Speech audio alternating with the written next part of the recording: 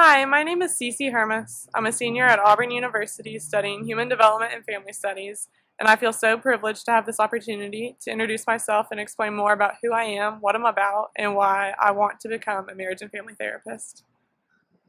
One of the first things that I think you should know about me is how much I love stories. And arguably one of the most important stories that I have about my own life is the story of how Blessed Mother Teresa of Kolkata, India changed my life. From a very, very young age, I remember having great anxiety whenever anyone asked me the question, "What do you want to be when you grow up?" I couldn't fathom what could possibly be important enough for me to dedicate my life to, and this type of mentality carried over with me through school, through high school, into college, and whenever anyone asked what I was studying or what I wanted to do with my life, I would just answer with a blank stare up until about a year ago and say, "I don't know." The reason for this was that whatever it was that I was going to do, I knew that it was going to change the world, but I didn't know how I could be the most useful and the most helpful and make the biggest impact with the skills that I had been given. And it wasn't until the mission trip that I went on to India to serve with Mother Teresa's Missionaries of Charity, her sisters in Kolkata, India, that I started to become enlightened to my gifts and my talents and my passions. And so it was that trip that really helped answer that question for the first time of what I could be good at and what I could be passionate about and what I could do with my life. While I was in India, I read a lot of what Mother Teresa had to say about her life that she spent serving the poorest of the poor. In her book, No Greater Love, she writes, "We know what that poverty means. First of all, to be hungry for bread, to need clothing and to not have a home.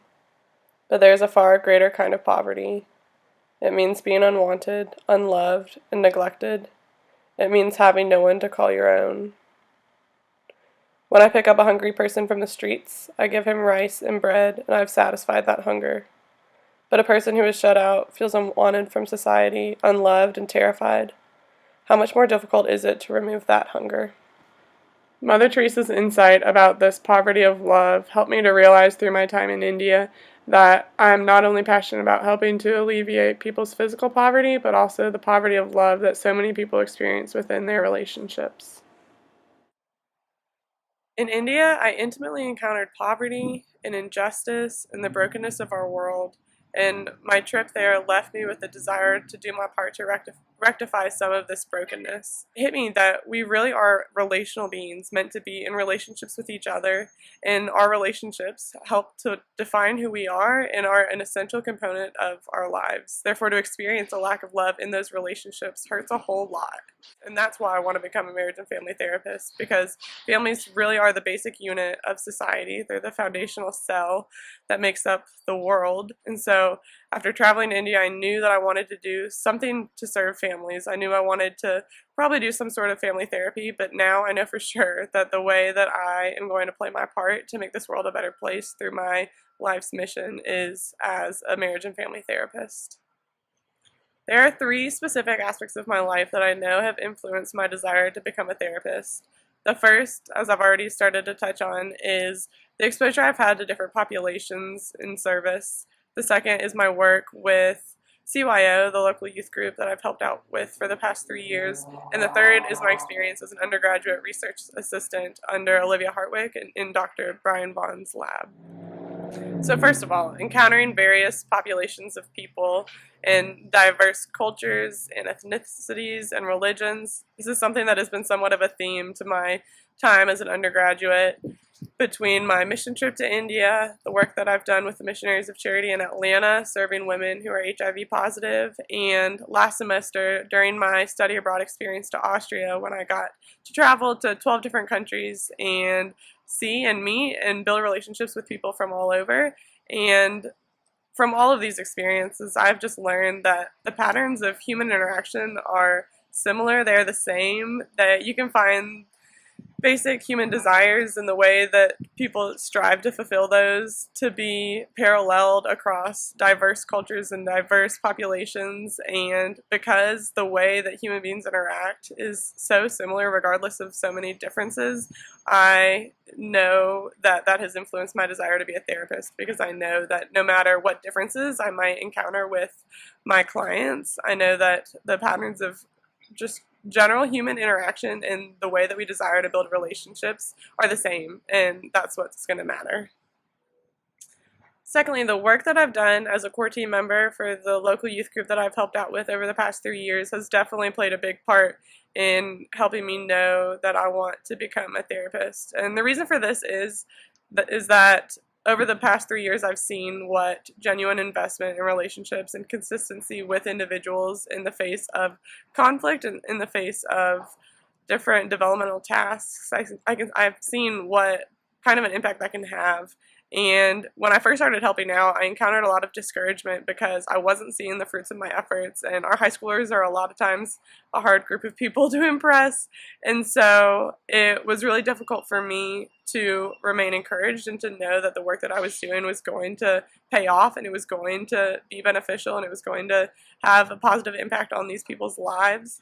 I know that as a therapist, I will likely encounter similar temptations to despair or to become discouraged if I don't feel like I'm seeing any fruits to my efforts, but I hope that through my time with CYO, I have learned that it's okay not to see immediate results, and it doesn't mean that I'm doing anything wrong. It just means that it's going to take time, and that's perfectly fine. The third thing that has really influenced my desire to become a therapist is my time as an undergraduate research assistant. Through this position, I have learned all that goes into a research project and how much time and effort and concentration and just investment there is to come up with the results that we use to prove our methodology. And so I know that I can have as much idealization and zeal and passion for this mission, but without the empirically proven skill set, I'm not going to be able to have any sort of effective change. And so being involved as an undergraduate research assistant, I've just come to appreciate that empirically proven data, and I've just come to desire to be trained as a therapist in a way that I can trust and in a way that I know that I'm going to have the greatest impact and just derive the greatest benefit from my work. Finally, I want to talk about my family of origin because we all know how important those are. Growing up, I was incredibly blessed by a stable environment and a nurturing home and incredible parents and a younger brother and a sister.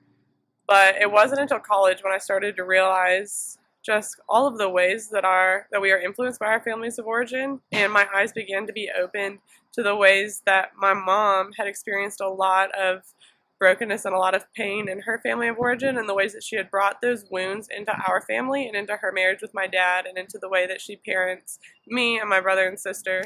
I have often been frustrated by my mom's unwillingness to seek the help that I know she needs and that I know our family needs. I know this could prove to be a stumbling block for me as a therapist, that I'll be especially frustrated by clients who are just unwilling or closed off to the help and the services that I'm trying to offer to them. But I also hope that my experience with my family of origin will become a strength, because I know that it's through experiencing the wounds and their nasty effects on a family firsthand that I've become just so convicted about the need to bring those wounds to the light. I know that exposing the darkest parts of ourselves and our relationships hurts, and that it's uncomfortable and it can be incredibly awkward, but I'm also convinced that it's worth it, and I strongly am convicted of all human beings' capacity for healing if they are just willing to take the steps that they need. So I hope that my experience with my family will help me as a therapist to empathize with my clients, but also communicate to them that sometimes things are hard and that things might get worse and they might hurt before they get any better. But if it's beneficial in the long run and if it's for the greater good of their relationship and of their family, then it's definitely worth it. Anyways, that's about all I have, and I hope that I've done a good job of articulating some of why I so look forward to becoming a marriage and family therapist. But thank you for taking the time to listen. Thank you for wanting to get to know me, and I so look forward to hearing from you soon.